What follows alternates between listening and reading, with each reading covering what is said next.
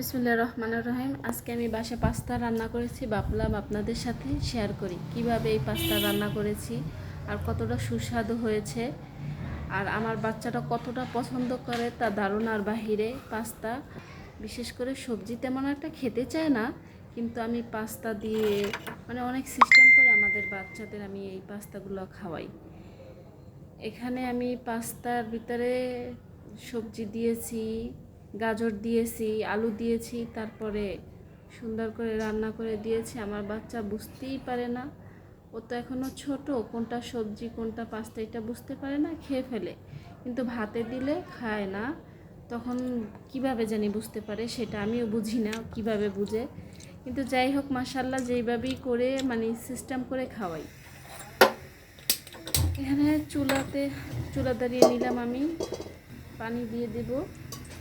এখানে আমি 2 কাপ পরিমাণে পানি দিয়ে দিচ্ছি। পানিটা দিয়ে যতক্ষণে ব্লক না আসবে ততক্ষণে এগুলো সবজি দেওয়া যাবে না। তো আমার এই যে গাজর কেটে নিলাম, আগে গাজর দিয়ে দেব। আমার এখানে পানিতে ব্লক আসছে, গাজরটা একটু শক্ত থাকে, এই জন্য আমি গাজরটা আগে দিয়ে দিচ্ছি, কারণ এইটা সিদ্ধ হতে একটু সময় নেয়। আর এখানে নিয়ে নিচ্ছি কিছু বরবটি নিয়ে নিচ্ছি। এই যে দেখতেই পাচ্ছেন আমি কী রকমের সাইজ করে কেটে নিয়েছি, 3 কোণাচ্ছে সিস্টেমের কেটেছি। তো আমার ওইটা গাজরটা ব্লক আসার পরে একটু পরে আবার আমি এই বরবটিটা দিয়ে দিচ্ছি। বরবটিটা যখন আবার একটু ব্লক আসবে, তারপরে এই যে আলুগুলো কেটে রেখেছি, আলুগুলো আমি ঠিক 3 কোণাচ্ছেভাবে কেটে নিয়েছি। আর একটু হালকা মোটা মোটা কেটেছি, কারণ আমার পাস্তাগুলো বড় ছিল। এর সাথে আলুটা দিলে আলু দেখা যায় বেশি সিদ্ধ হয়ে গেলে আলুটা গলে যাওয়ার সম্ভাবনা থাকে, এই জন্য আমি আলুটা একটু মোটা করে কেটে নিয়েছি। আমি এই যে পাস্তাগুলো দিয়ে দিয়েছি।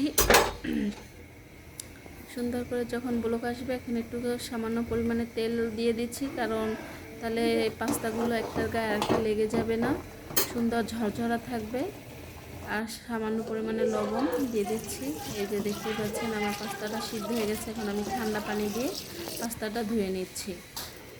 এখানে আমি একটা কড়াই বসাই নিয়েছি আর তেল দিয়ে দিচ্ছি।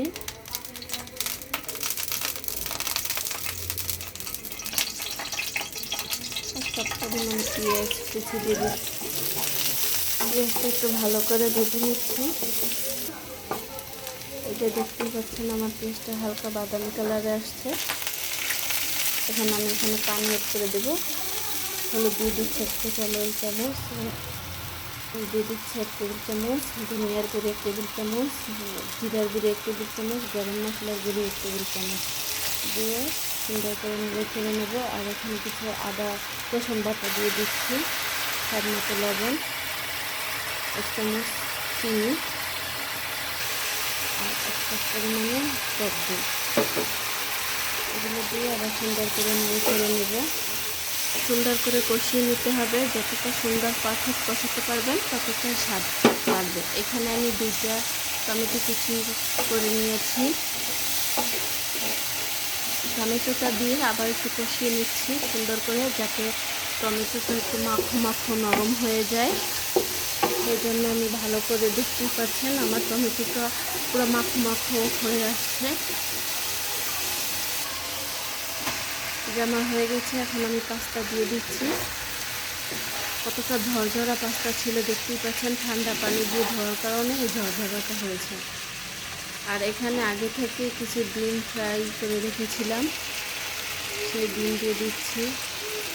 আর কিছু কাঁচামরিচ দিয়ে দিচ্ছি হালকা পরিমাণে, হালকা যাতে ঝাল হয় সেই জন্য।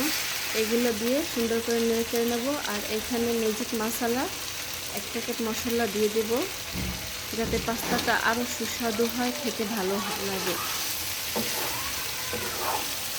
এই যে আমার পাস্তাটা এখন দিয়ে সুন্দর করে নেড়ে চেড়ে নেব। দেখতেই পাচ্ছেন কত সুন্দর হয়েছে। দেখতে যতটা সুন্দর না হয়েছে, তার থেকে খেতে বেশি সুন্দর হয়েছে। আমার বাচ্চা যদি এটা আমি ওর টিফিনে মাদ্রাসায় দিয়ে দিই, খুব পছন্দ করে। আমার টিফিন বক্স একদম খালি হয়ে আসে। এটা খুবই সত্যবাদী এক কথা, আপনাদের শোনানোর জন্য বলতেছি না। আর কিছু সস নিয়ে এখানে আমি একটু সাজাবো। এই যে আমি কিছু সস দিয়ে সুন্দর করে একটু সাজিয়ে নিচ্ছি। আর কিছু শসা দিয়ে দেবো। আপনার সালাডটা যদি দেই দেখা যায় পাস্তার সাথে খেতে খুবই দারুণ লাগে। এই জন্য আমি পাস্তা রান্না করলে কিছু শসা দেই, দিয়ে মানে পাস্তার সাথে খাই, খুবই ভালো লাগে, আমার খুব পছন্দ। আমার বাচ্চারাও খুব পছন্দ করে, আমার দুইটা বাচ্চা মাশাআল্লাহ অনেক পছন্দ করে পাস্তা রান্না করে দিলে, লুডুস রান্না করে দিলে। তো আমি সবজি লুডুস করে দিই,